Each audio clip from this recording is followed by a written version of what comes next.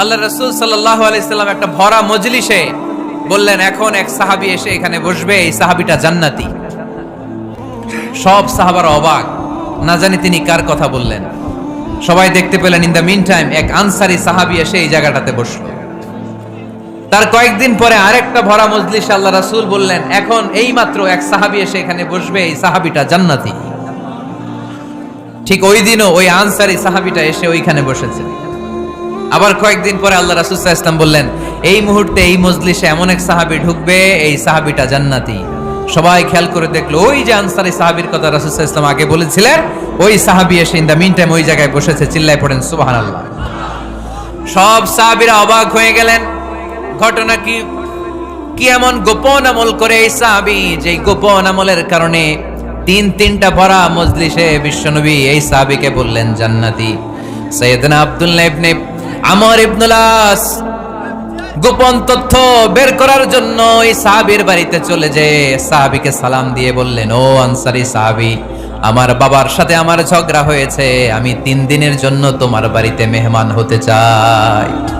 কয়দিনের জন্য? 3 দিন। ওই আনসারী সাহাবী বলল, আহলান ওয়া সাহলান, খুশ আমদেদ, আপনি আমার মেহমান হবেন, এটা তো আমার সৌভাগ্য, আসেন থাকেন, এই ঘরে আমি থাকি, এই ঘরটা ফাঁকা, আপনি এখানে থাকেন। এবার আব্দুল্লাহ ইবনে আমর ইবনুল আস খেয়াল করলেন কোন গোপন আমল করে কিনা, কোন নেক আমল আছে কিনা এই সাহাবীর, যে কারণে 3বার বিশ্বনবী এই সাহাবীরে জান্নাতি বলেছে। 3 দিন টানা 3 দিন লক্ষ্য করার পরে সাইয়েদনা আব্দুল্লাহ ইবনে আমর ইবনুল আস এই সাহাবীর মধ্যে তেমন বিশেষ কোনো নেক আমল, গোপন আমল আর দেখতে পায় নাই। 3 দিন যখন শেষ, যাওয়ার পথে বলে, ভাই আসলে আমার আব্বার সাথে আমার তেমন কোনো ঝগড়া টগড়া হয় নাই, ঝগড়া টগড়া কিছু না, আমি বিশেষ একটা কারণে এসেছি।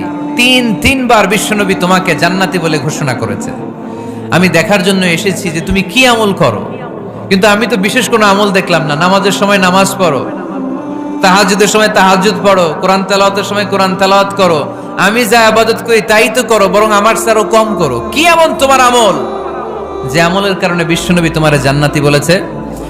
সাহাবীটাকে বলে, আব্দুল্লাহ, আমার জীবনে বিশেষ কোনো আমল নাই, এমন কোন আমল আমি আমার জীবনে করি নাই যে আমলের কারণে বিশ্বনবী আমারে জান্নাতি বলে ঘোষণা দিতে পারে।